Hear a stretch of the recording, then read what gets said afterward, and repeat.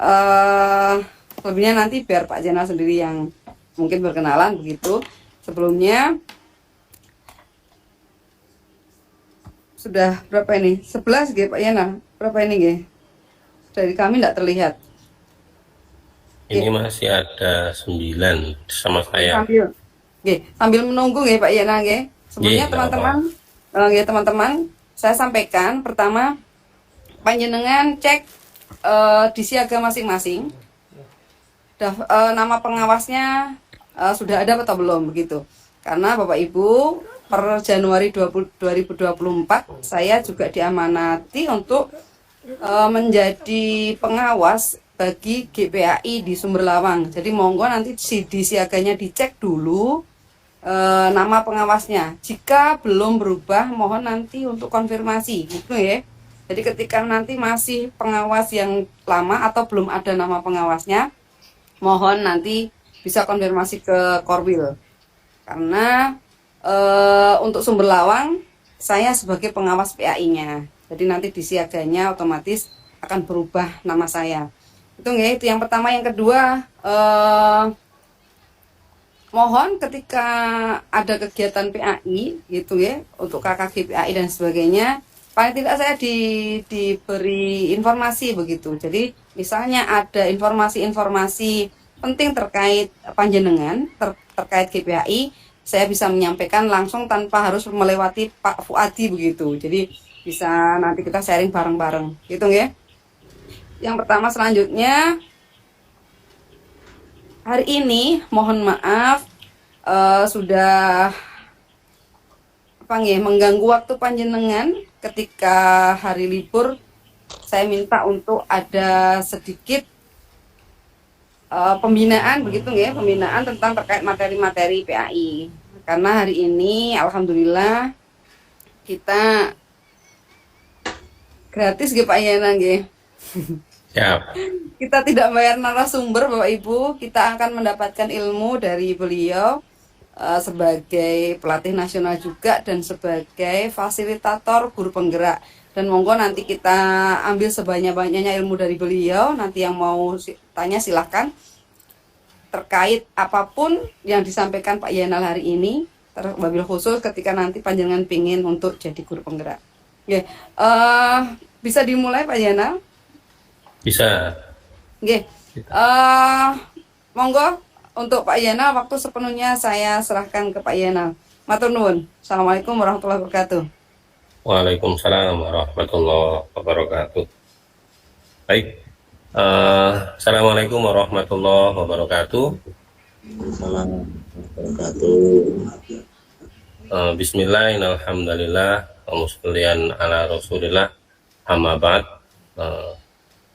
Yang saya hormati Ibu Pengawas Sekolah Bu Yanvita MPDI, yang saya hormati dan saya banggakan Bapak Ibu Guru PAI ya, Bapak Ibu Guru PAI binaan dari Bu Yanvita yang ada di Kecamatan Sumber Lawang dan di Kabupaten Sragen ya. Salam dari saya, salam dan bahagia. Yang pertama, tak kenal maka ta'aruf kan. Yang pertama adalah nama saya Ahmad Zainal Abidin, nama pendeknya Azab, bukan Azab kubur.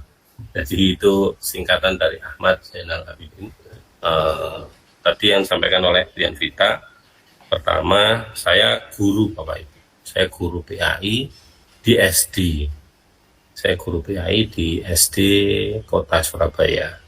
Kebetulan oleh Kementerian Agama ditunjuk sebagai pelatih nasional di bidang profesional 3. Jadi bila Bapak Ibu di tahun kemarin di bulan November Desember mengikuti BIMTEK PPKB, maka saya bertugas sebagai pelatih nasionalnya. Sementara pelatih provinsinya adalah Bu Yanvita, Provinsi Jawa Tengah. Pelatih provinsinya untuk profesional 3 adalah Bu Yanvita. Alhamdulillah di tahun yang lalu saya juga ditakdirkan untuk ikut seleksi guru berprestasi dan berdedikasi yang diadakan oleh Kementerian Agama Republik Indonesia Pusat. Setiap tahunnya, alhamdulillah saya juara 1, dan mohon doanya di bulan Juni nanti kami akan dipanggil untuk masuk dalam nominasi guru terbaik. Jadi masuk dalam nominasi guru terbaik di Kemenpan RB. Jadi guru PAI yang berprestasi di Kementerian Agama, guru umum yang berprestasi di Kemendikbudristek, itu nanti akan digabungkan jadi satu. Ada 29 nominator yang oleh Kemenpan RB akan dipilih menjadi guru terbaik. Ada dokter terbaik, ada dosen terbaik, ada guru terbaik. Dan mohon doanya semoga saya dan teman-teman dari guru PAI bisa mengantarkan untuk menjadi guru terbaik, mengalahkan guru-guru di Kemendikbudristek Dikti. Baik Bapak Ibu yang kami hormati, yang pertama saya akan ice breaking dulu. Ya, biar Bapak Ibu tidak langsung ke materi, kita santai aja. Jadi tadi yang telah disampaikan oleh Bu Yanvita benar, dalam beberapa bulan terakhir ini kami juga sedang mengerjakan buku teks utama UPAI itu yang sudah Bapak Ibu gunakan di zaman sekarang ini, yang buku kurikulum merdeka. Insya Allah nanti akan diubah dan menjadi buku baru. Jadi kami termasuk penulis buku teks utama PAI, Kemenak, dan Kemendikbudristek. Saya kebetulan diminta untuk menjadi penulis kelas 2. Jadi kalau Bapak Ibu misalkan ada buku PAI Kurmer yang kelas 2 sekarang, itu saya ada di sana, di belakangnya, di biodata. Dan insya Allah ini karena ada revisi CP, maka insya Allah nanti akan keluar buku terbaru di tahun ajaran baru. Karena Permendikbudristeknya kan sudah keluar terkait dengan kurikulum nasional. Maka insya Allah per tahun ajaran baru nanti buku di kurikulum nasional semuanya akan berganti dengan pergantian CP terbaru. Baik, mohon izin saya akan share screen.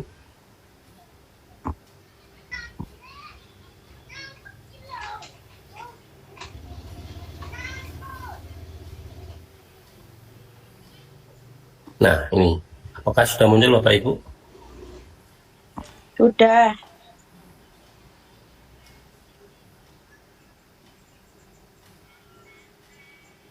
Sudah muncul ya. Baik, sekarang aturan mainnya adalah ini, sebentar. Saya juga biar bisa lihat layar di sana.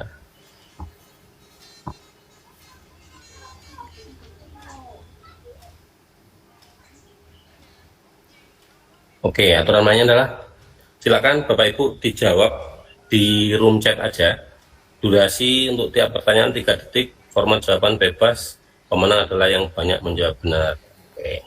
Yang pertama, let's begin now. Makanan apakah ini? Ada kipasnya, ada lidinya, ada arang, Madura, ada kacang. Silakan, bisa ditulis di kolom chat box-nya. Oke, sate ayam.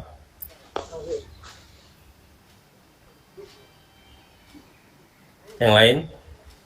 Oke, biar kita sate. Oke, kita lihat, kita cek hasilnya. Baik, betul, sate ayam. Yang kedua, clue, Toko Pahlawan Indonesia. Pendidikan, penulis, guru, taman siswa, Tuturi Handayani. Silakan bagi yang sudah menerima clue-nya dan bisa jawab, silakan tulis di chat box-nya. Siapakah tokoh pahlawan Indonesia yang dari 5 kata kunci itu? Oke, KHD. Terima kasih. Bapak Ibu yang lain? Oke, Ki Hajar Dewantaro, Pak Rizky. Tuturi Handayani. Tuturi Handayani, apakah tokoh pahlawan Indonesia? Itu adalah karya ciptanya. Terima kasih Bu Anis Afifah. Oke, Ki Hajar Dewantara tulisannya. Oke, silakan tebak nama kota. Nih.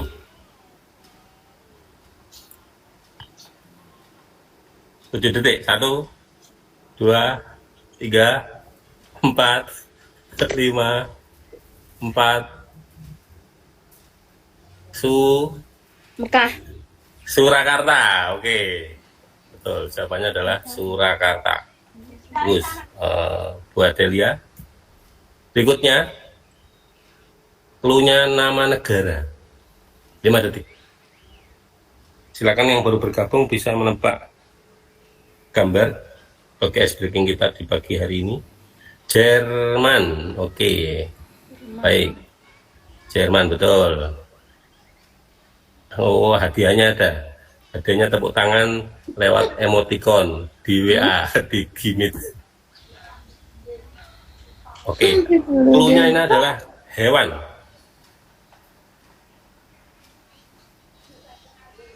Hewan apa? 1, 2, 3, 4, Gajah. 5. Gajah. Oke, betul. Oke, Bapak Ibu yang lain ditunggu jawabannya. Yang betul adalah gajah. Oke. Ini clue-nya adalah hewan. Harimau. Harimau. Betul, harimau. Ya, hari Silakan. Ini yang lain.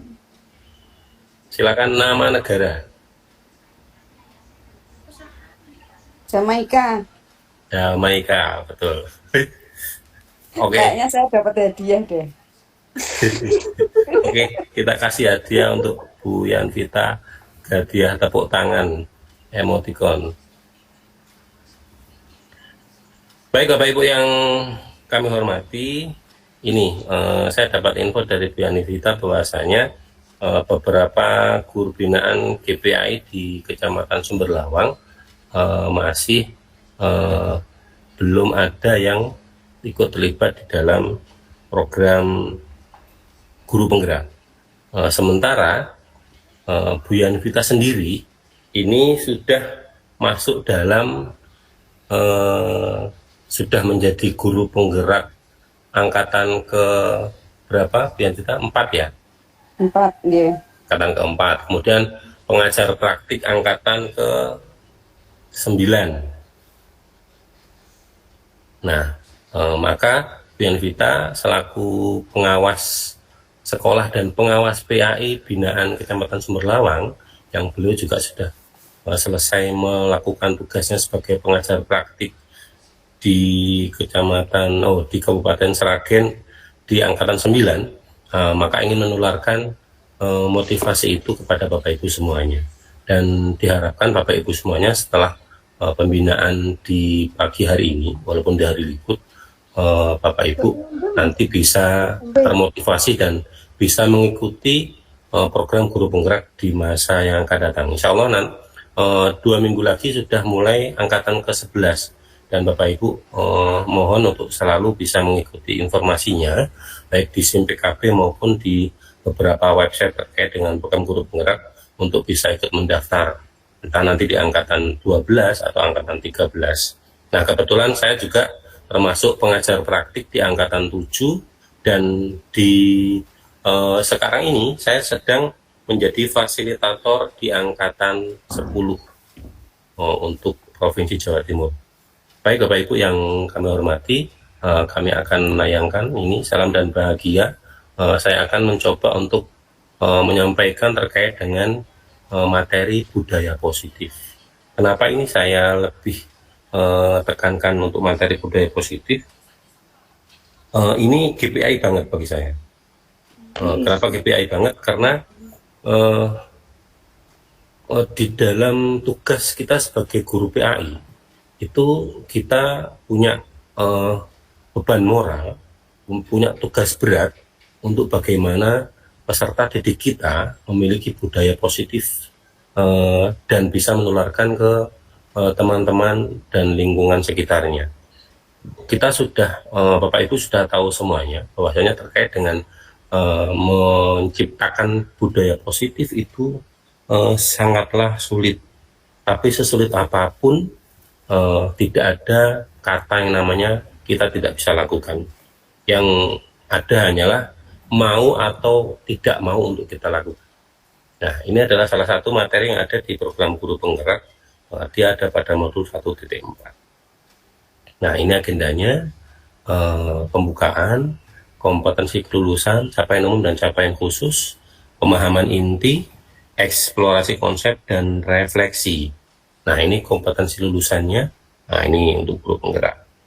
Kemudian capaian umumnya kita lewati, skip. Nah, ini yang menjadi pertanyaan pemantik yang Bapak Ibu akan membuka wacana dan pemahaman terkait dengan budaya positif. Yang pertama, apakah Bapak Ibu setuju dengan pernyataan ini? Silahkan Bapak Ibu ketik di kolom chat box. Yang pertama, hukuman dapat mendisiplinkan anak. Apakah Bapak Ibu setuju? Silakan klik ketik di chat box-nya. Apakah setuju Bapak Ibu terkait dengan hukuman dapat mendisiplinkan anak? Silakan Bu Anis bisa kalau ketik di chat box-nya. Oke, Bu Yanvita tidak setuju. Tidak setuju. Oke, Bu Anis tidak setuju. Bu Anis bisa menyampaikan alasannya kenapa tidak setuju, Bu Anis?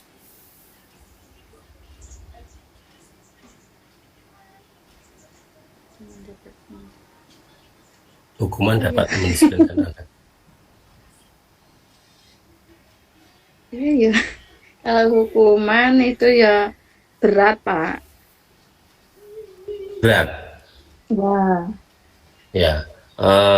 Kenapa hukuman? Bu Anis mengapa mengatakan kalau hukuman itu dapat mendisiplinkan anak? Tidak setuju. Berarti hukuman tidak bisa mendisiplinkan anak. Menurut Bu Anis ya. Oke, baik. Gimana Bu Anis? Berat, Pak. Soalnya Oh, berat. punya anak ya kalau dihukum ya gimana gitu. Gak boleh dihukum, dibicarakan aja. Oke, baik. Pertanyaan yang kedua sekarang. Pemberian hukuman dengan hal positif seperti membaca atau membersihkan halaman sekolah itu dapat meningkatkan disiplin anak. Setuju atau tidak? Silakan Bapak Ibu yang sudah bergabung bisa menjawab di kolom chat box. Pemberian hukuman dengan hal positif seperti membaca atau membersihkan halaman sekolah dapat meningkatkan disiplin anak. Misalkan nih, dia sekolah, kemudian dia tidak mengerjakan tugas, akhirnya dia dihukum untuk membaca satu buku di perpustakaan atau membersihkan halaman sampai bersih sendirian. Itu dapat meningkatkan disiplin anak. Besoknya mungkin nggak dia mengerjakan PR.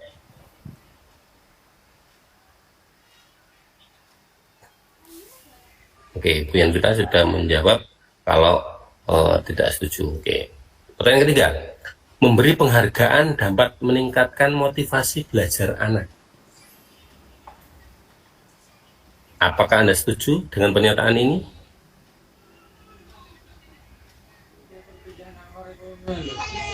Oke, Bu Aziza. Oke, bisa ikut berpendapat Bu Aziza? Kenapa Bu Aziza setuju? Memberi penghargaan dapat meningkatkan motivasi belajar anak. Silakan Bu Aziza.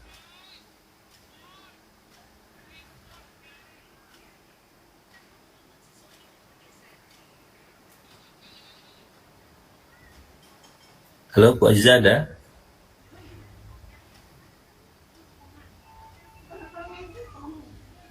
Oke, baik. Saya akan lanjutkan di slide berikutnya ini. Nah, topik dalam eksplorasi konsep adalah ini. Disiplin positif, dan nilai kebajikan universal, teori motivasi, hukuman dan penghargaan, restitusi, kemudian keyakinan kelas, kebutuhan dasar manusia, dan dunia berkualitas. Selain juga ada materi restitusi, 5 posisi kontrol, dan restitusi segitiga restitusi. Oke, baik. Saya tidak akan menyampaikan semuanya. Nanti saya akan menghantarkan ini sampai pada pukul 9.30 sesuai dengan jam yang telah ditetapkan oleh Bu Yanvita. Oke, pertama, pembelajaran yang pertama adalah disiplin positif dan nilai-nilai kebajikan universal. Nah, ini yang pertama yang harus kita lakukan adalah terkait dengan perubahan paradigma. Oke, kegiatan kepalan tangan ini ada A dan B, Anda dan teman Anda. Oke ya, coba sambil dibayangkan. Sobeklah secari kertas kecil, tuliskan benda atau sesuatu yang sangat berharga untuk Anda di kertas tadi. Nah, letakkan di salah satu tangan Anda dan genggam benda sesuatu tersebut dengan segala daya. Buatlah sebuah kepalan. Nah, ini tulis kertas, disobek, kemudian ditulisi sesuatu yang sangat berharga, emaskah, uangkah, kemudian suami, istri, atau keluarga, atau mobil barangkali, atau handphone terbaru, iPhone, atau kemudian digenggam. Nah, teman B akan mencoba dengan suka tenaga dengan berbagai cara untuk meminta Anda memberikan benda tersebut. B bisa membujuk, mengancam, menghadik, merayu, menyuap apa saja agar dapat membuka kepalan tangan Anda.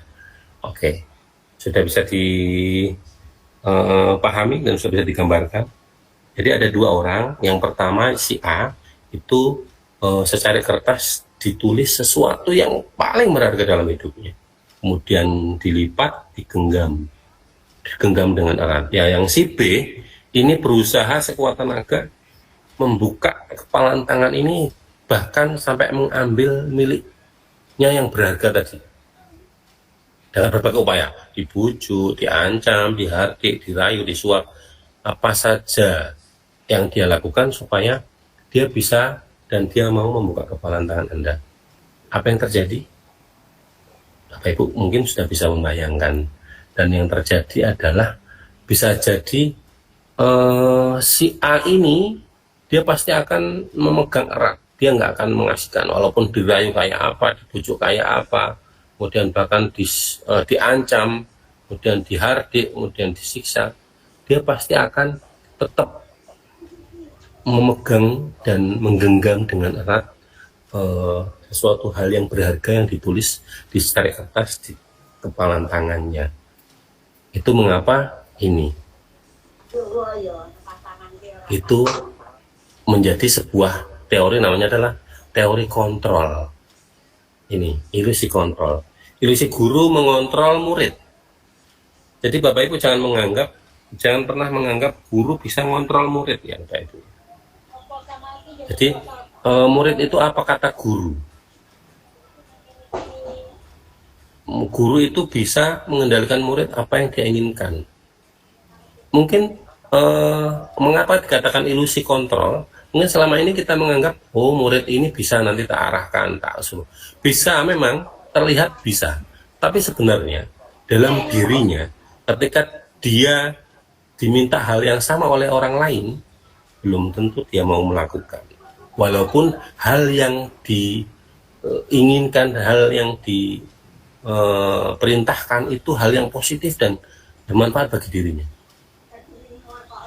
Yang kedua, ilusi bahwa kritik dan membuat orang merasa bersalah itu dapat menguatkan karakter. Ini sebuah ilusi. Jadi kritik dan membuat orang merasa bersalah itu dapat menguatkan karakter. Itu belum tentu. Bisa jadi itu hanya sebagai seketika kita melihat murid kita ketika kita kritik, kita membuat dia merasa bersalah, kemudian sehingga besoknya dia akan melakukan apa yang kita inginkan, yang kemarin dalam sebuah masalah kasus itu dia akan tidak kembali mengulangi dan berbuat baik. Itu masih ilusi, hanya sekedar ilusi. Yang ketiga, ilusi juga bahwa semua penguatan positif efektif dan bermanfaat. Semua penguatan positif itu efektif dan bermanfaat. Ini adalah sebuah ilusi lagi. Bapak Ibu memberikan penguatan positif, efektif, dan itu bisa efektif, itu masih sebuah ilusi. Yang keempat, ilusi bahwa orang dewasa memiliki hak untuk memaksa. Nah ini, guru menganggap, apalagi kalau kita muridnya SD.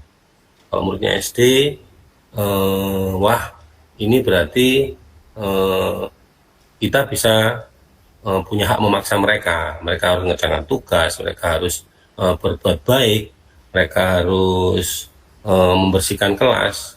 Ini sebuah ilusi. Nah berikutnya ini, perubahan paradigma stimulus respon dan teori kontrol. Siapa sih sesungguhnya yang memiliki kontrol? Siapa sesungguhnya yang memiliki kontrol? Stimulus respon dan teori kontrol ini. Kalau stimulus respon, kita mencoba mengubah orang agar berpandangan sama dengan kita. Berbeda dengan teori kontrol. Teori kontrolnya adalah kita berusaha memahami pandangan orang lain tentang dunia.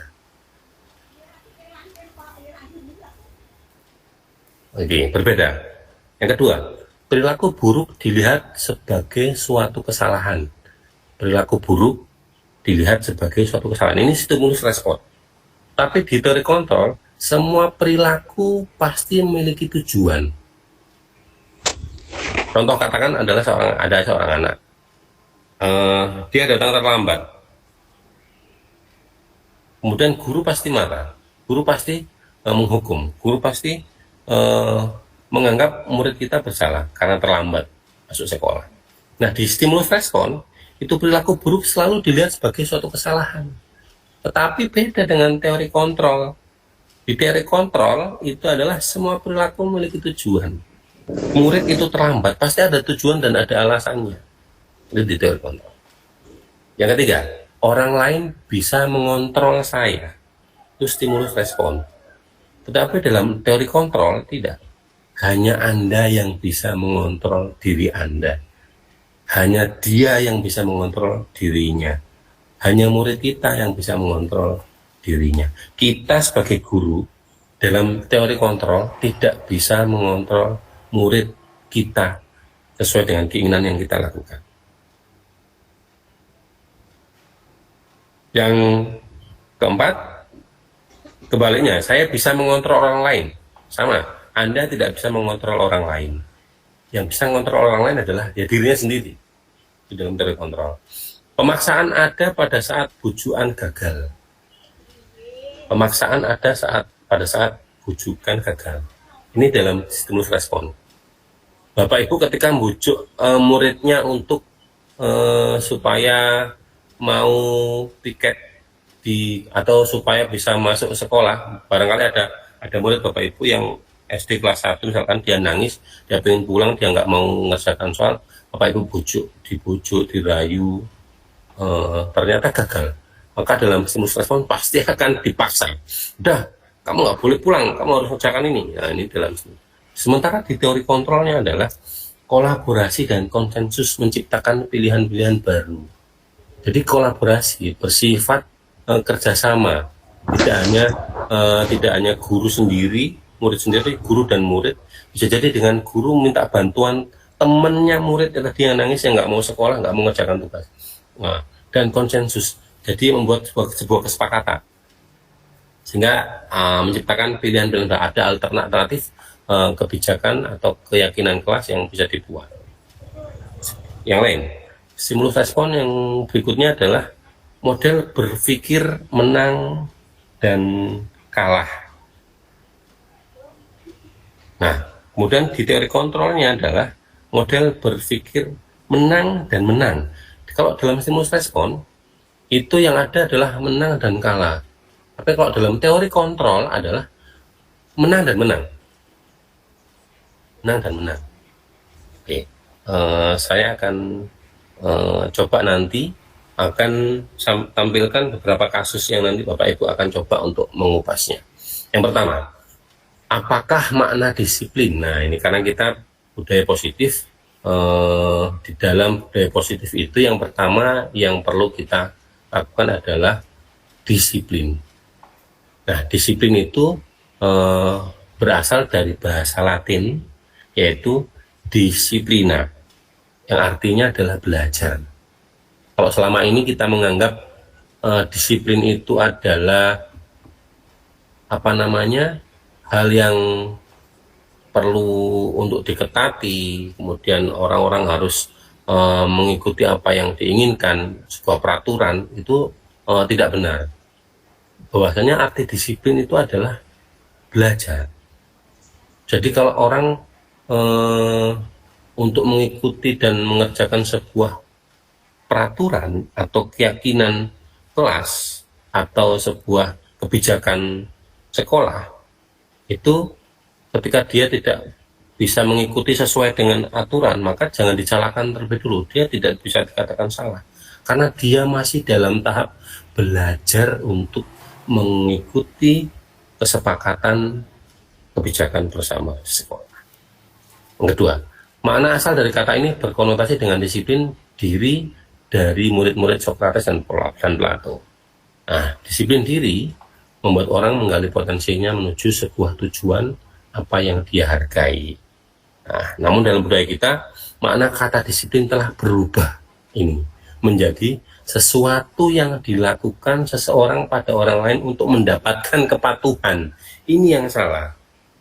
Yang selama ini kita selalu mengartikan kata disiplin adalah ini di budaya kita. Jadi sesuatu yang orang lain itu harus patuh dengan apa yang sudah kita sepakati. Padahal sebenarnya disiplin adalah belajar. Belajar menjadi orang baik, belajar jadi orang sadar, belajar dari orang yang tidak menyalahi kesalahan kepada orang lain, belajar untuk bersikap saling menghargai, belajar untuk tertib, belajar untuk bersikap teratur, belajar untuk tepat waktu. Itu disiplin, belajar.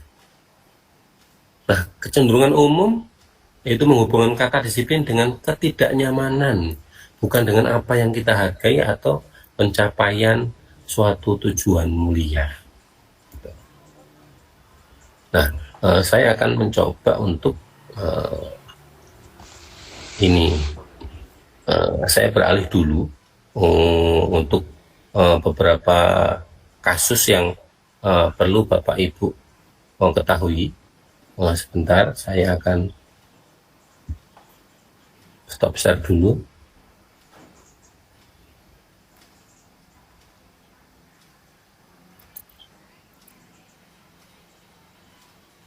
Kita langsung ke kasus-kasus terkait dengan budaya positif supaya kita lebih implementatif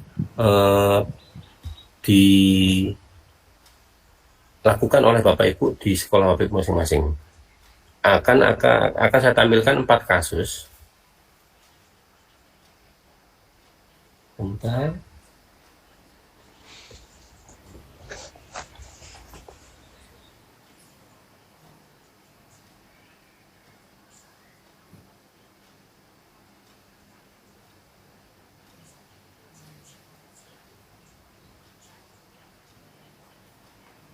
Barangkali Bapak Ibu ada yang perlu ditanyakan, bisa langsung raise hand dan menyampaikan pertanyaannya sambil saya mencoba untuk menampilkan bahan tayang dari kasus yang akan kita bahas.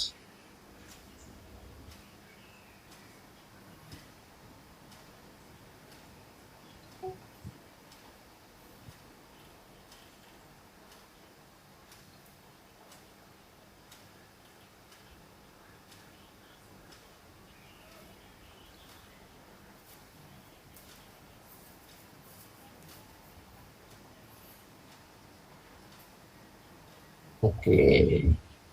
Nih.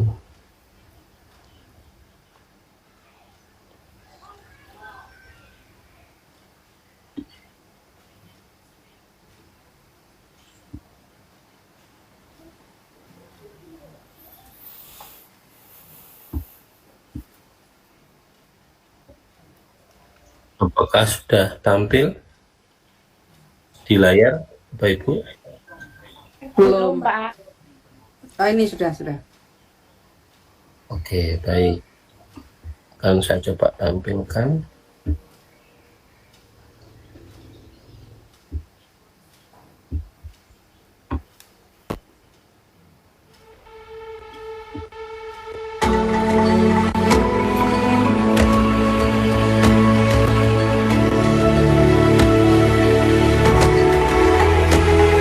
Silakan Bapak Ibu, kita akan lihat kasus yang pertama.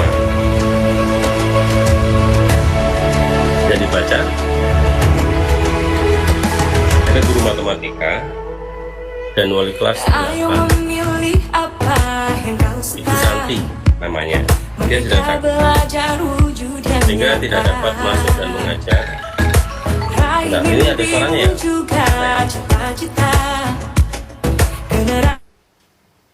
Saya coba.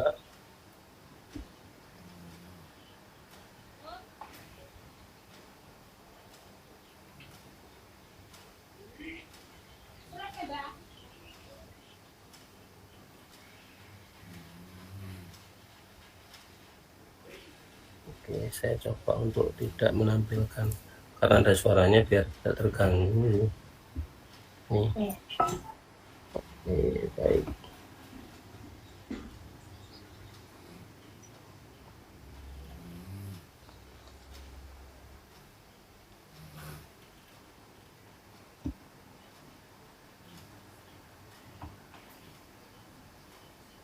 Nih, kasus yang pertama adalah ada guru matematika dan wali kelas 8.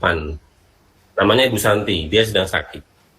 Sehingga tidak masuk dan tidak mengajar di kelasnya. Akhirnya dicarikan guru pengganti namanya Ibu Eni. Nah, Ibu Eni ini ternyata dia baru 2 tahun menjadi guru SMP. Nah, beberapa murid perempuan, ada namanya Vivi dan Natali, mengetahui hal ini dan mulai menggunakan kesempatan dan bersikap seenaknya, tertawa, dan tidak mengindahkan kehadiran Ibu Eni. Wajar kan? Biasanya kalau ada ibu pengganti yang lain, dia sudah tidak memperhatikan, kemudian sudah rasanya meremehkan guru tersebut. Seperti ini kasusnya yang pertama, Vivi dan Natali. Ibu Eni mencoba menyapa Vivi dan Natali dengan ramah, sambil mengingatkan mereka untuk tetap fokus pada pengerjaan tugas. Ayolah, tugasnya dikerjakan. Nanti ibu ditegur bapak kepala sekolah kalian. Maaf, nanti ibu ditegur bapak kepala sekolah kalian kalau kalian tidak kerjakan tugas. Tolong bantu ibu ya. Namun Vivi dan Natali malah jadi tertawa. Nah, ibu santai aja bu. Mereka tetap tidak mengerjakan tugas dan malah ngobrol.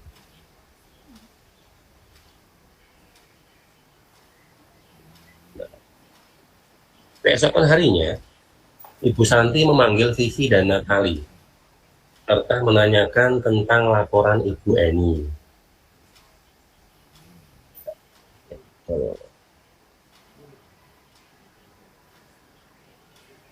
Ibu Santi menanyakan apakah mereka bersedia memperbaiki permasalahan yang ada.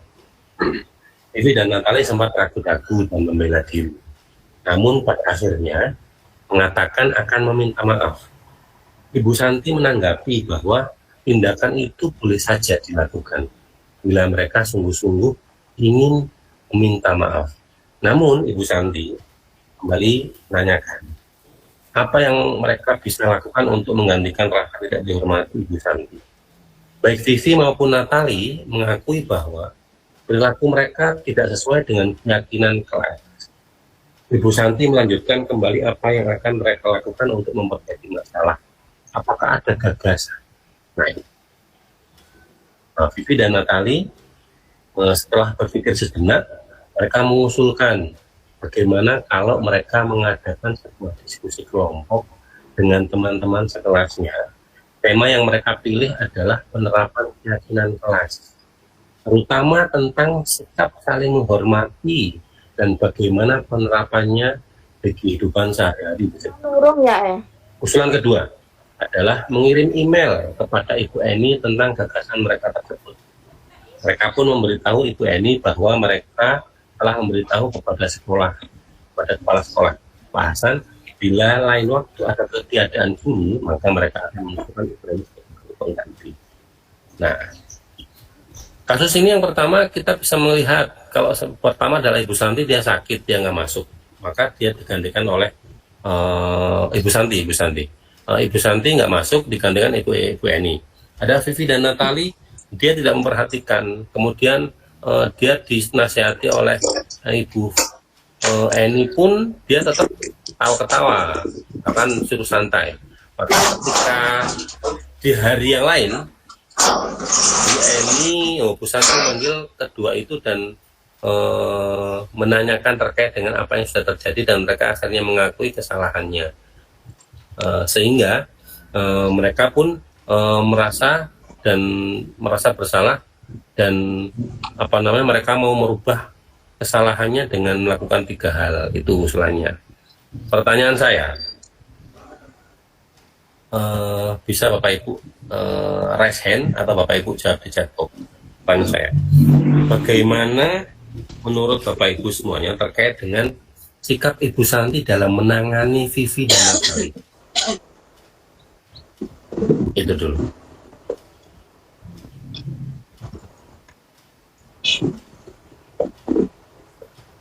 Silakan Bapak Ibu. Kita juga berbagi terkait dengan problem yang terjadi di sekolah, terkait dengan Bapak Ibu semuanya, problem yang terjadi di sekolah yang memang sering kita dapati. Sehingga bagaimana sih kita seharusnya mendisiplinkan anak, bagaimana sih kita seharusnya mengupayakan budaya positif.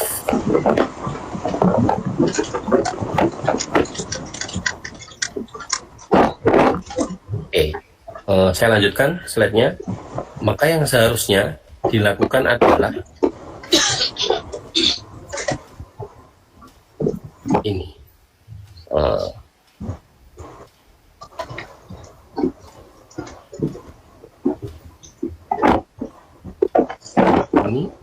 Ini pertanyaannya. Dalam kasus tersebut, langkah-langkah restitusi apa saja yang sudah dijalankan oleh Ibu Santi? Yang kedua, menurut Anda, apakah restitusi yang diusulkan dan Natali sesuai dengan pelanggaran yang telah dibuat? Apakah langkah-langkah restitusi yang telah diusulkan mereka dalam kasus di atas diambil oleh Ibu dalam menangani dan Natali? Jadi, jika Anda adalah Pak Hasan, kepala sekolah, bagaimana Anda menyikapi langkah yang ditempuh oleh Ibu Santi? Nah, satu-satu. Nah, ini. Dalam kasus tertentu, langkah-langkah restitusi yang dilakukan oleh Ibu Santi ini. Jadi, kalau kita kan seringnya kan soal apa? Kalau Ibu Santi dia menangannya dengan baik. Apakah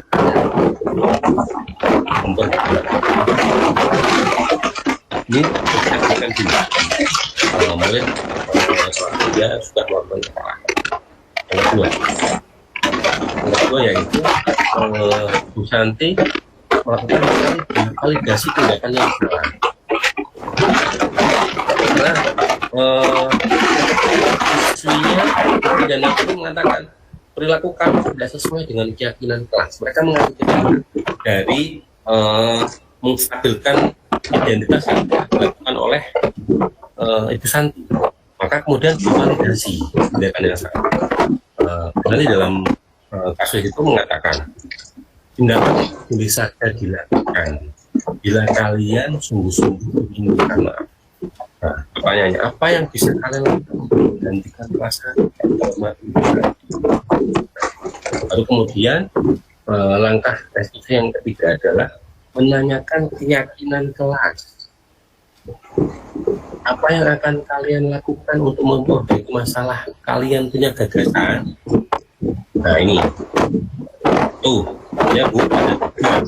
Ini diskusi dengan teman-teman tentang penerapan keyakinan kelas. Yang salah satunya adalah saling menghargai dan menghormati. Kedua, ngirim email ke Ibu Eni, minta maaf. Pertama, menyampaikan terkait dengan gagasan mereka tentang mengadakan diskusi kelompok tentang penerapan keyakinan kelas.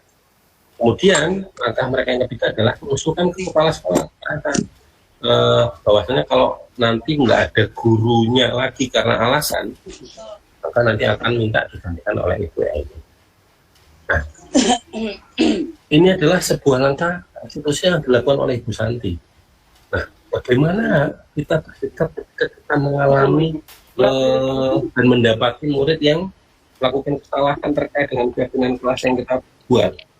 Kalau kita seringnya membuat di kelas kita kan peraturan kelas, katakanlah. Nah, bahasa di dalam budaya positif ini adalah keyakinan kelas, tidak hanya sekedar peraturan, tetapi keyakinan kelas itu dibuat oleh siswa itu sendiri dengan kebutuhan mereka kenapa harus melakukan itu dan disepakati bersama menjadi sebuah keyakinan kelas. Kemudian kita lanjutkan ke pertanyaan dari kasus Bu Santi. Yang kedua, menurut Anda, apakah restitusi yang diusulkan Vivi dan Natal sudah sesuai dengan pelanggaran yang telah dibuat? Apakah sesuai? Karena pelanggaran yang dilakukan oleh Vivi dan Natali adalah terkait dengan tidak memperhatikan Bu Eni dalam memberikan pelajaran, mengacuhkan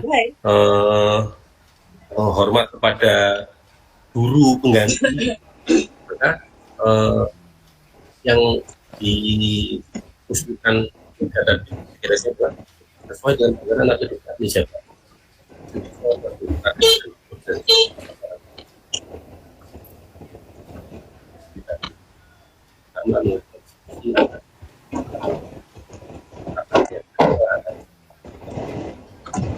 Hanya buat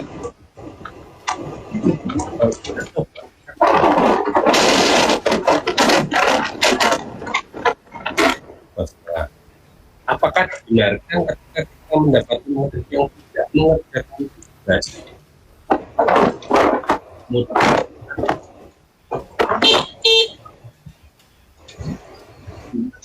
menikah alamat itu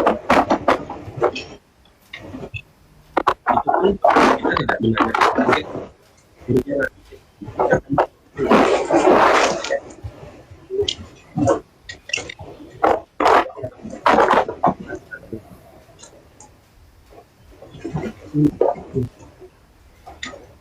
tidak sesuai. Lagi, apakah sesuai ketika ada murid yang datang terlambat masuk ke dalam kemudian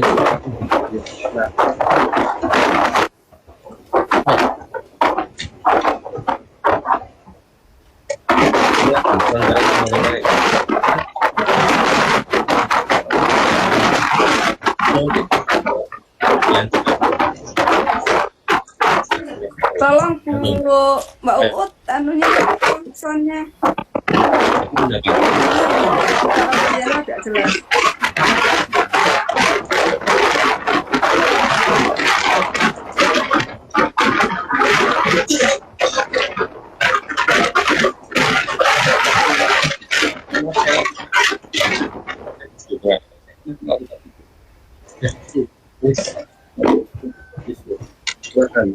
Tulis tahu hari ini ya, tulis sebanyak 20.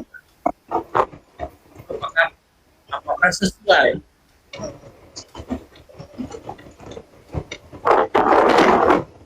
Dalam kasus di atas posisi apa?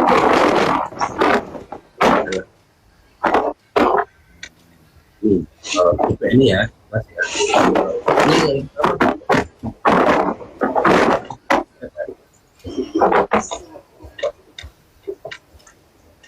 karena positif dengan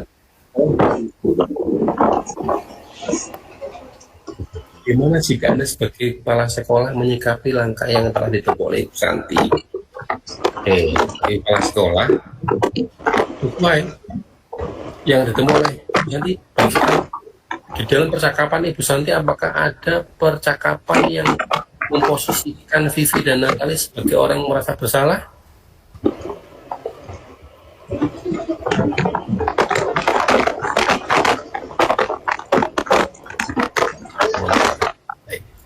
Selanjutnya suaranya saya lanjutkan.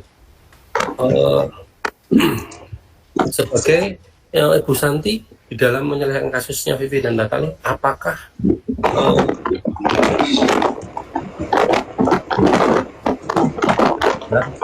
si terganggu sama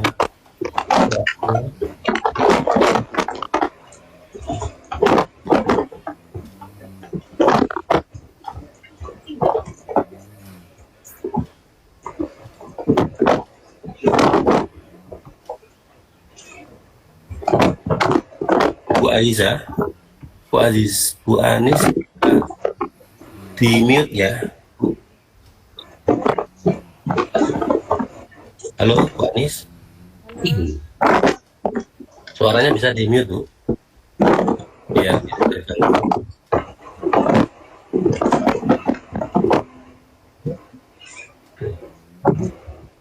Halo Bu Anis, Oke. suaranya bisa di mute ya.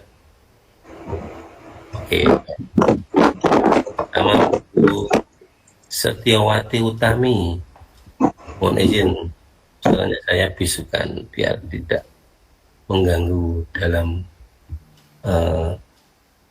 penyampaian. Baik, saya lanjutkan.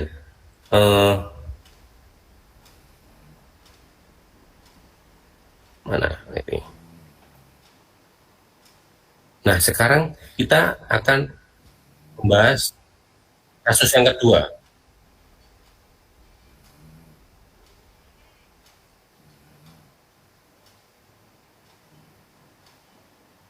Nih. Di kasus yang kedua ini ada sosok Lukman dan sosok Sabrina. Sabrina hari ini bangun terlambat dan terburu-buru sampai ke sekolah.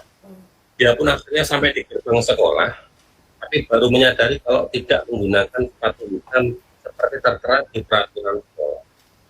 Di depan pintu kelas, Bapak Lukman memperhatikan sepatu Sabrina yang berwarna coklat. Sabrina berusaha menjelaskan bahwa dia terburu-buru dan salah mengenakan sepatu. Pak Lukman mengatakan Sabrina, apa menjawab, kamu terburu-buru dan salah menggunakan sepatu, dan tidak mungkin kembali dia. Mana terbekas pada peraturan yang ya sudah, kamu sudah melanggar peraturan sekolah, kamu salah, lambat, kamu lawan apa? Segera buka sepatumu kalau tidak bisa menggunakan sepatu. Sabrina minta maaf dan mohon kembali kepada dan Pak Lukman tidak mengatakan, tidak, kamu terus melanggar peraturan sekolah.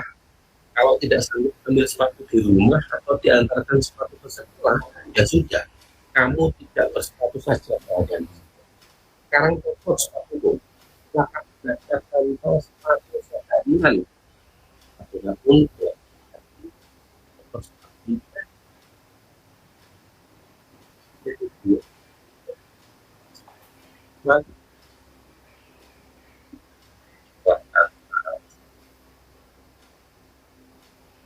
pertanyaannya dalam kasus di atas, ini jelaskan apakah indikatornya. Kedua, bila Bapak mengambil apa yang akan dikatakan kayak tidak, kira-kira bulan ini di sekolah ini apa yang perlu dibuat orang harus belajar dan kita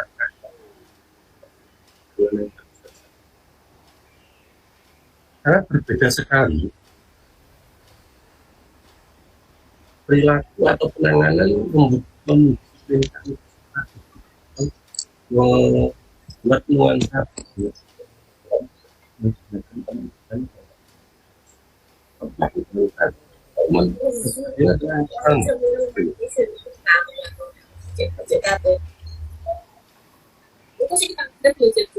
Pak Lukman itu posisinya yang pertama adalah sebagai penghukum.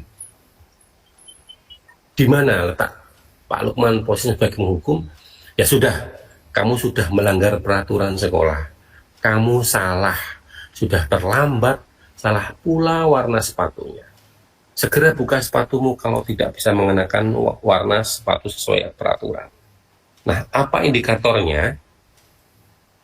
Nah, indikatornya adalah ini.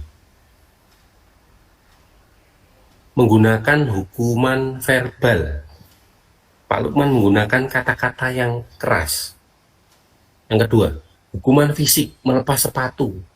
Yang ketiga, bahasa tubuh. Pasti Pak Lukman matanya melotot dan jari nunjuk, itu sepatumu kamu lepas. Dan kemudian nada suara tinggi dan menghardik. Ini apakah dibenarkan Bapak Ibu? Dan saya yakin Bapak Ibu sependapat tidak dibenarkan. Dan apakah ini pernah kita lakukan? Dan kita jawab rasa bersalah dan merasa bersalah pengakuan dosa pernah kita lakukan. Yang kedua, posisi Pak Lukman selaku pemantau, tidak kamu telah melanggar peraturan sekolah. Kalau tidak satu, kamu kamu ya, kamu tidak harus dari karena itu sesuatu kan biasa waktu seharian. Ini indikatornya. Ada suara datar, bahasa tubuh formal, tindak sesuai peraturan, itu tidak mungkin.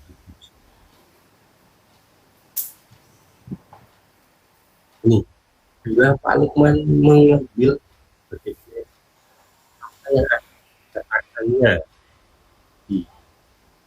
ini sebaliknya. Jadi kan kita lihat dia menstabilkan identitas kalau dia tidak ada salah banyak itu yang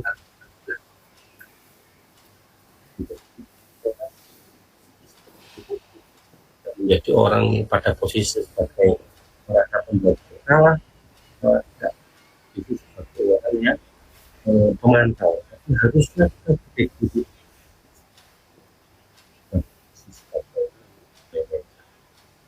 hal ini yang benar, kenapa ada terlambat? Mengapa kamu tidak bisa merespon?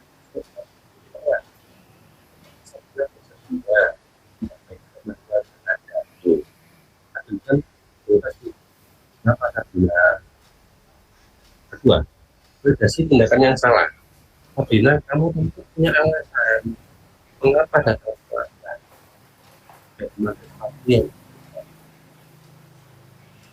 Kita kalau Bapak Ibu ini melakukan yang saya katakan teori kontrol dan teori respon. Kalau teori kontrol semua ini sebaliknya adalah semua hal yang kalau dalam hal ini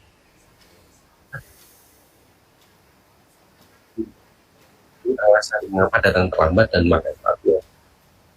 Alasannya kan dia bisa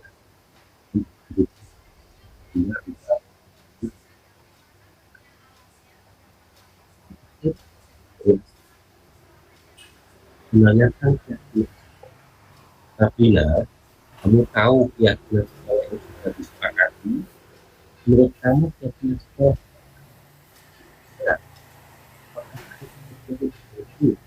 apa yang akan terjadi?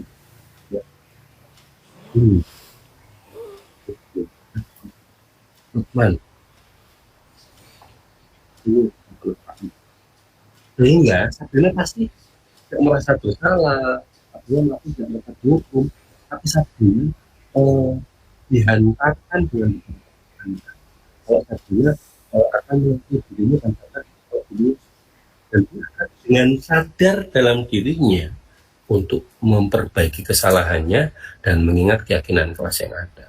Dan Sabina pasti menjawab, ya Pak, saya salah karena saya sudah terlambat, dan saya salah karena saya tidak mentaati keyakinan sekolah karena saya tidak menggunakan sepatu warna hitam di hari ini. Apa alasannya?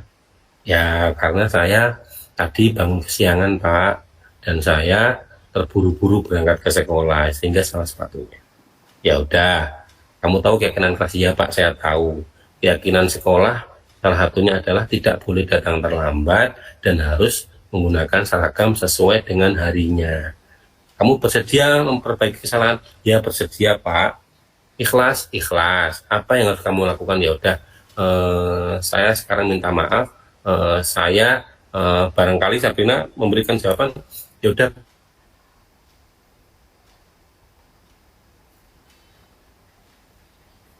kemudian mau nanti jam istirahat saya boleh pakai sepatu. Kalau di kelas saya nggak pakai sepatu, nggak apa-apa. Nah, ini Sabrina tidak merasa dihukum, dan Sabrina pasti akan membuat statement-statement komit untuk tidak mengulangi perbuatannya seperti Vivi dan Natali tadi. Ini yang Bapak Ibu harus lakukan. Ini yang harus kita bahasanya adalah strategi memberikan budaya positif terhadap murid-murid kita. Misal nih, Bapak Ibu di kelas sedang belajar sholat, praktek sholat. Bapak Ibu membuat kelompok praktek sholat. Kemudian ketika berkelompok praktek sholat, Bapak Ibu meminta mereka untuk latihan di kelompoknya masing-masing. Nah, ternyata ada satu kelompok yang dia tidak latihan sholat berjamaah, tapi dia berisik sendiri, ramai sendiri, dan malah melempar-lempar mukena dan sarung, malah tarung-sarung. Kalau di Surabaya tarung-sarung, pakai selepetan itu kan. Nah, akhirnya apa yang Bapak Ibu harus lakukan? Apakah menghukum dia harus keluar kelas? Apakah Bapak Ibu menghukum dia nggak boleh istirahat dan dia harus latihan sholat saat istirahat sekolah? Tidak. Harusnya Bapak Ibu yang dilakukan adalah melakukan restitusi, segitiga restitusi, yaitu mendisiplinkan anak dengan cara Bapak Ibu melakukan 3 langkah restitusi. Yang pertama, menstabilkan identitas. Yang kedua, validasi terhadap kesalahan. Yang ketiga adalah menanyakan keyakinan kelas. Ayo, Dava dan Harun serta Lukman, apa yang sudah kalian lakukan tadi saat teman-temanmu yang lain dalam kelompok sedang latihan sholat? Iya Pak, kami guyonan, kami rame, kami tidak latihan. Apakah itu dibenarkan? Tidak. Terus apa itu namanya? Ya, kami salah. Terus yang kamu lakukan, bagaimana dengan temanmu yang lain? Ya, mereka terganggu. Oke, baik. Pertanyaannya, baik. Pertanyaannya, pasti kamu punya alasan kenapa kamu lakukan itu. Iya Pak, kami nggak bisa. Karena kami nggak bisa, kami guyonan. Kami dari bertiga yang dikelompokkan ini karena nggak bisa semuanya. Kami guyonan dan kami nggak bawa buku agama. Oh ya udah. Ditanya itu validasi kesalahan. Tahukah kalian terhadap keyakinan kelas? Iya tahu. Apa? Harus mengikuti pelajaran dengan baik. Ketika berkelompok nggak boleh bergurau dalam pekerjaan kelompok dan lain-lain. Nah, dari situ, bisakah kalian memperbaiki kesalahan? Bisa. Apa? Mereka sendiri yang memilih. Baik Pak, terserah apa yang bisa kalian lakukan. Apa saja. Oke. Ditanya lagi, ikhlas kamu lakukan ini? Ikhlas. Kenapa kamu ikhlas? Karena ini penting bagi saya. Kamu ulangi lagi enggak? Tidak. Apa yang melakukan? Ya udah, saya belajar di perpus, atau boleh saya pinjam buku di perpus, boleh silakan di sana. Oke, yang pertama saya pinjam buku di perpus, yang kedua saya belajar dengan 3 teman saya satu kelompok dan saya latihan di sana, dan saya tidak istirahat karena saya harus latihan sholat dan menunjukkan ke ibu atau bapak untuk saya bisa sholat bertiga walaupun sambil membaca di buku yang dipinjam di perpustakaan. Oke, baik. Ikhlas kalian, anak? Ikhlas. Oke, baik, sekarang silakan kalian lakukan. Ini yang harus kita praktekkan dalam membudaya positifkan peserta didik kita dan mendisiplinkan peserta didik kita. Itu. Karena selama ini yang kita lakukan adalah menghukum, membuat mereka bersalah, kemudian memantau mereka terkait dengan kesalahan. Maka ketika kita tidak menjadi guru, mungkin ketika kita jadi guru mereka di kelas, mereka akan diem, tertib, memperhatikan, seolah-olah patuh, ilusi, bahasa tadi ilusi kontrol. Tetapi ketika guru lain yang menggantikan kita, mereka akan mengabaikan, mereka akan semaunya mereka sendiri. Karena mereka belum ada kesadaran dalam dirinya sebagai motivasi intrinsik bahwasanya, oh aku memang butuh diem, bukan karena bu guru saya, bukan karena pak guru saya, tapi karena saya memang butuh, karena itu hal penting yang harus saya lakukan, bukan karena saya takut dimarahi, bukan karena saya takut dihukum, bukan karena saya nanti tidak bisa pulang lebih dulu, tapi memang itu yang saya butuhkan dan harus saya lakukan. Itu yang seharusnya kita praktekkan di kelas kita masing-masing dengan cara mendisiplinkan anak dengan budaya positif, dengan langkah restitusi. Mungkin itu yang bisa kami sampaikan terkait dengan materi budaya positif. Sebenarnya masih banyak, ada teori hukuman, ada teori apresiasi. Bapak Ibu tidak bisa memberikan penghargaan dengan ngasih uang, penghargaan dengan juara 1 bintang, itu ada. Tapi sementara yang bisa kami sampaikan terkait dengan materi pada pagi hari ini untuk pembinaan teman-teman guru PAI di Kecamatan Sumberlawang, sementara pada budaya positif, disiplin dan restitusi. Demikian Bu Yanvita yang bisa kami sampaikan. Barangkali ada tanya jawab, silakan. Tidak ada, cukup nanti tanya Bu Yanvita sudah bisa. Oke, Bapak Ibu ada yang perlu disampaikan ke Pak Yenal atau sekedar nanti ditulis dulu, kita insya Allah kan akan ada kasih. Oke, matur nuwun Pak Yenal, terima kasih untuk ilmunya hari ini. Semoga bermanfaat untuk teman-teman GPAI, berkah barokah untuk panjenengan, semoga sehat selalu, bahagia selalu. Teman-teman yang di Sumberlawa, insya Allah di KKG berikutnya kita akan praktek segitiga restitusi. Jadi dari ilmu yang didapat hari ini akan kita tindak lanjuti di kegiatan KKG kita, ya. Jadi monggo nanti dipersiapkan. Di kegiatan berikutnya kita akan praktek segitiga restitusi. Oke, mungkin itu saja Pak Yena untuk pertanyaan-pertanyaan. Insya Allah kalau hari ini ada, monggo Raisen yang mau disampaikan atau mau bertanya. Oke, masih berpikir kayaknya Pak Yena. Oke, insya Allah kan kami tindak lanjuti Pak Yena materi hari ini. Alhamdulillah sangat bermanfaat untuk kami, tambahan ilmunya. Oke, mungkin ini saja yang bisa saya sampaikan. Pak Yana mau matur lagi? Cukup itu. Artinya begini, untuk konklusinya adalah setiap anak itu adalah unik dan kita tidak bisa melihat anak itu adalah sebuah kesalahan, tapi mereka hanya butuh untuk kita tuntun dan kita antarkan ke gerbang kebahagiaan dan keselamatan, dan kita adalah penuntun dan pengarah bagi mereka untuk menuju gerbang itu. Terima kasih. Sekian dari saya, Yanvita dan Bapak Ibu semuanya, semoga bermanfaat dan menjadikan keberkahan untuk hidup kita semuanya dan sebagai manifestasi dan investasi dunia dan di akhirat. Dari saya, wa'alaikumsalam, wassalamualaikum warahmatullahi wabarakatuh. Waalaikumsalam warahmatullahi wabarakatuh. Matur nuwun Pak Yana dan teman-teman yang sudah meluangkan waktu hari ini. Mohon maaf sudah mengganggu liburannya, guys. Selamat liburan. Semoga hari ini bahagia untuk panjenengan semua. Dari saya cukup, kita akhiri ya pertemuan pagi hari ini. Kita lanjutkan besok di pertemuan KKG yang akan datang, insya Allah. Dari saya juga cukup. Assalamualaikum warahmatullahi wabarakatuh.